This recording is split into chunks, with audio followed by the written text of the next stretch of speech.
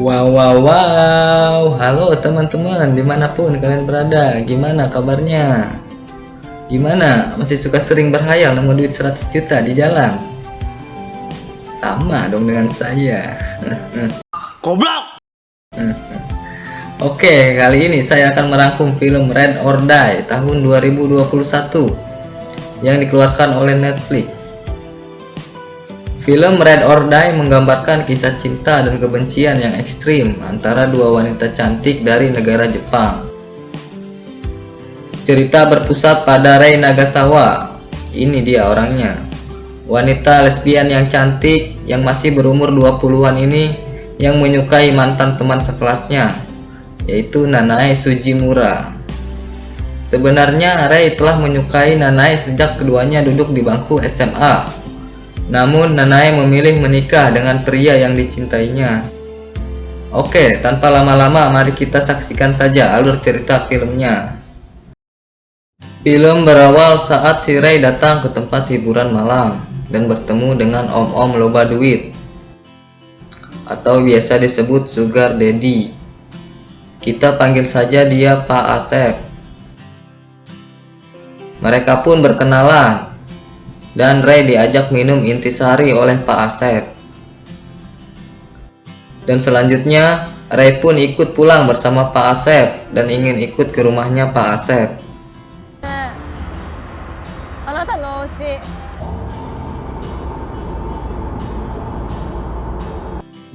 Dan sesampainya di rumah Pak Asep, Rei langsung melahap sosis bakarnya Pak Asep.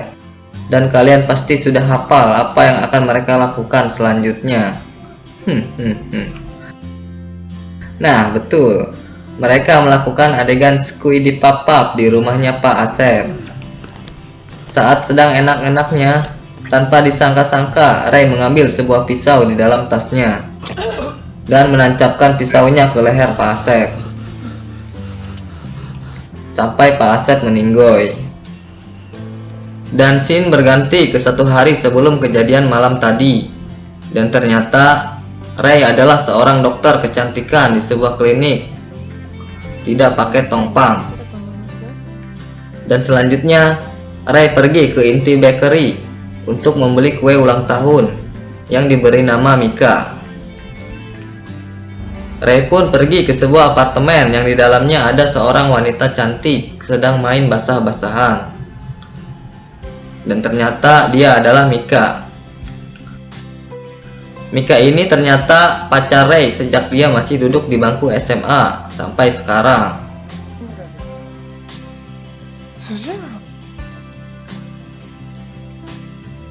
Setelah itu Rei menerima panggilan masuk dari Nanae Sujimura yang mengajak Rei untuk datang ke apartemennya. Saat itu juga Rei langsung pergi ke tempat Nanae, karena Nanae lah orang yang sangat dia sukai sejak duduk di bangku SMA.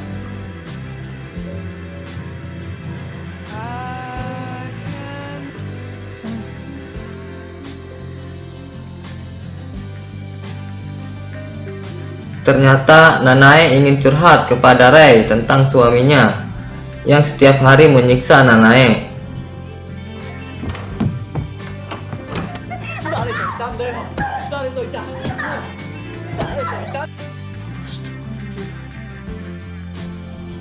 Dan tanpa disengaja, Nanae menyuruh Rei untuk membunuh suaminya.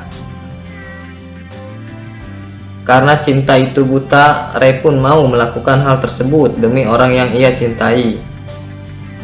Dan ternyata orang yang dibunuh oleh Rei di awal tadi adalah suami dari Nanae, yaitu Pak Asep. Dan Rei pun sadar bahwa ulahnya tersebut pasti akan terungkap oleh polisi karena sidik jari dan kamera CCTV yang ada di rumahnya Pak Asep. Nanae pun menjemput Rei di pinggir jalan untuk mengajaknya kabur agar tidak masuk penjara.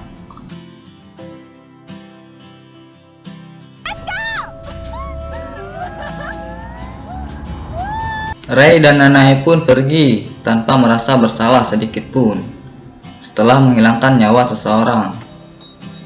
Mereka pun pergi ke rumah orang tua Nanae untuk menginap dan beristirahat sambil memikirkan tempat bersembunyi yang aman.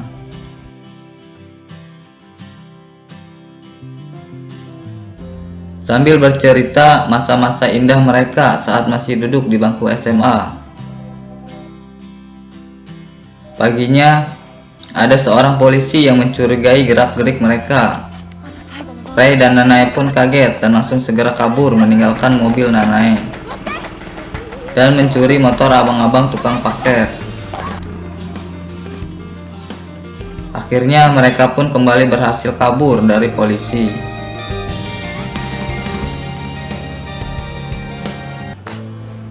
Di tengah-tengah jalan, motor yang mereka curi pun kehabisan bensin dan terpaksa harus berjalan kaki. Dan mampir ke warteg Mbawati untuk makan siang. Saat sedang menikmati makannya, Rei tanpa sengaja melihat berita pembunuhan di surat kabar. Rei kaget sekaligus merasa sangat sedih dan menyesal karena sudah membunuh Pak Asep. Karena sudah kehabisan uang, mereka pun diantar oleh supir taksi yang mereka temui di tempat makan tadi dan diantar ke sebuah halte.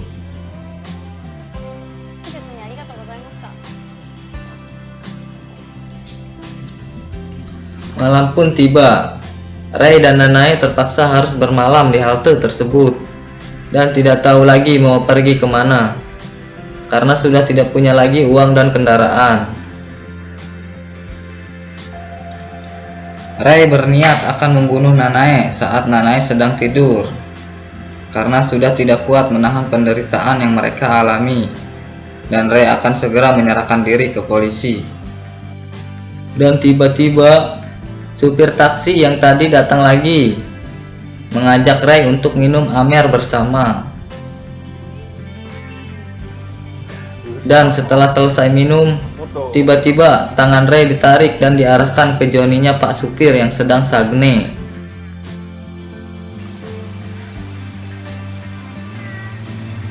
Dan tak disangka-sangka mereka pun bersekuidi papap di dalam taksi. Wadadaw, kayak di film Pack Taxi.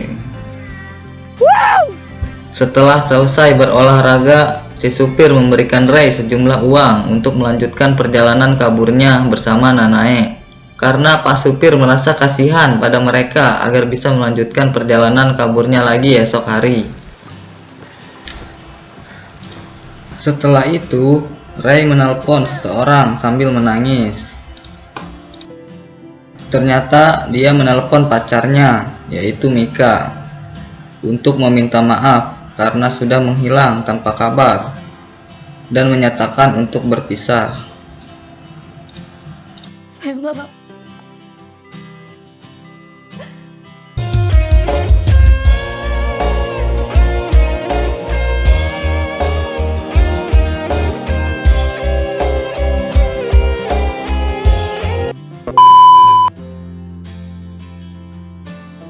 Dan keesokan harinya, Rei mengajak Nanae ke sebuah villa milik ayahnya Rei dan memecahkan kaca jendela dengan batu karena Rei tidak membawa kunci villanya. Mereka pun merasa senang karena tidak akan ada orang yang tahu keberadaannya.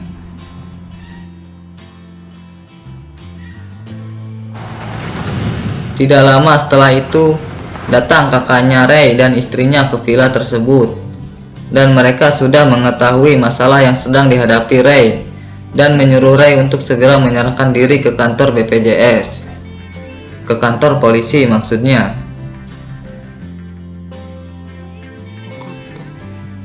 Bukannya menyerahkan diri, Rei dan Nanae malah kabur lewat jendela.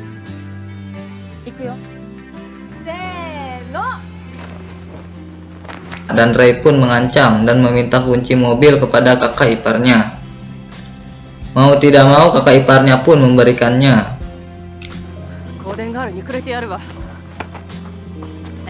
Dan mereka pun kembali berhasil kabur dan tidak merasakan penyesalan sama sekali. Badung bener bocah-bocah.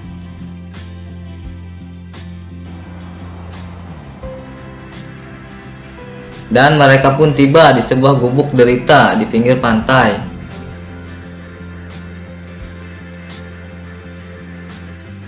Dan tidak disangka-sangka, Hal yang sangat diinginkan Rei kepada Nanae sejak saat SMA akhirnya terjadi. Mereka melakukan adegan adu sorabi tutung di dalam gubuk tersebut sampai lecet. Oni-chan, kimochi. Merasa gak berguna gue jadi cowok. Pagi pun tiba. Mereka pun berbincang-bincang mengingat masa-masa SMA dulu sambil menikmati matahari terbit.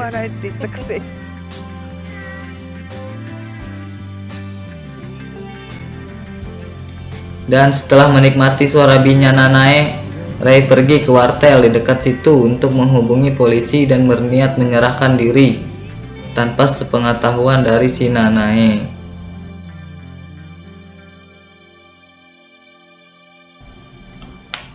Mereka pun melanjutkan perjalanannya lagi dan berhenti di sebuah Pertamini untuk mengisi Pertalite.